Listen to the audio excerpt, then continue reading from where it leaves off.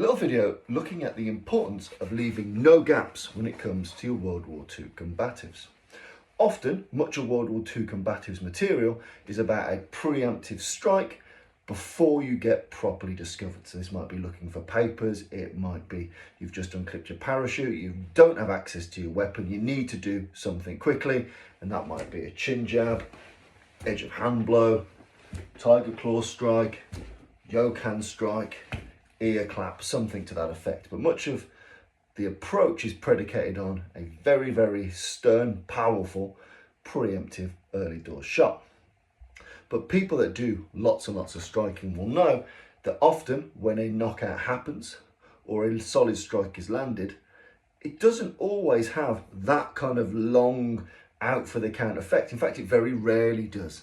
Most knockouts and knockdowns are a matter of seconds, milliseconds sometimes. You can get flashes and be straight back up again.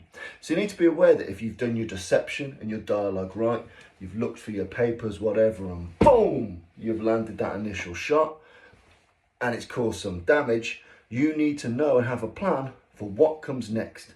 Because let's imagine I've just been banjoed, bang, ah, bastard, boom. If you've not run away fast enough, if you've not finished me off fast enough, if you've not controlled me fast enough, in a tenth of a second, suddenly you could be facing something like this, or much, much, much worse indeed. So you got to understand that once I've done that first, once the first note's landed, boom, is it a stun and a run? And again, running away tactically minded. So it might be chin jab, backwards, backwards, backwards, turn and flee the scene. I can't just chin jab and turn away.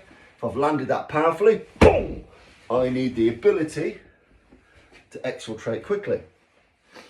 Is it that I'm going to stun and then control? And it might be I move, I acquire some type of Japanese strangle, choke, whatever, take him to the deck. Or is it stun and continue to beat down the adversary, not giving him any gaps in that violence?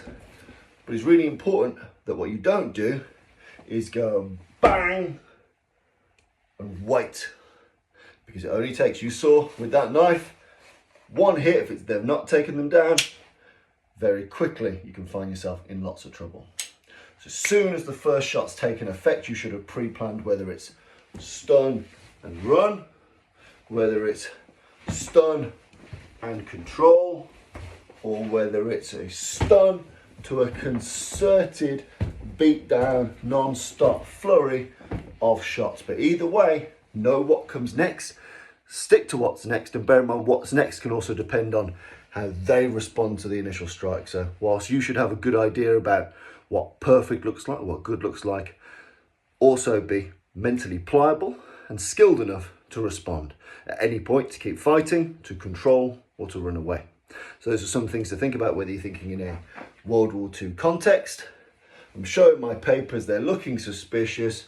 I've decided stun and run is my smart move.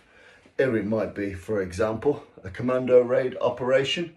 And again, you might start to be taken prisoner, and it might be stun and control and take that person down, because you might not want to make noise, or you might have a group of people that are relying on you. So again, just some fun historical examples for you there. But understand that stun and run, stun and control, and stun and continue the onslaught are three key variables that you need to train your strikes for.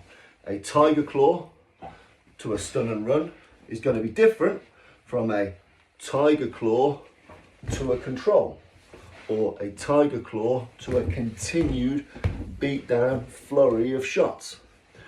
Your chin jab to stun and run, boom, is less likely to be attached. You're less likely to hold anything because you want to bang that shot and get gone. Your chin jab, if you wish to stun and control, boom, if I've already got some degree of attachment here, bang, it makes it easier for me to transition then into head and arm choke, rear naked, whatever. Or indeed, if I need to motor through you, odds are it's going to take a few more shots than just one. So you might have decided to stun and continue the onslaught over and over and over again. And bear in mind that ongoing onslaught will involve them leaning back, turning away, going to one knee, potentially hitting the deck, going to the ground. So your onslaught continues and continues and continues. So some things to think about. Know what your next step is, or your ideal next step is, and drill it. Stun to run, stun to control, stun to annihilate. 3 variables, 3 ways to slice and dice your techniques, and how you go about your techniques thereafter will also be different.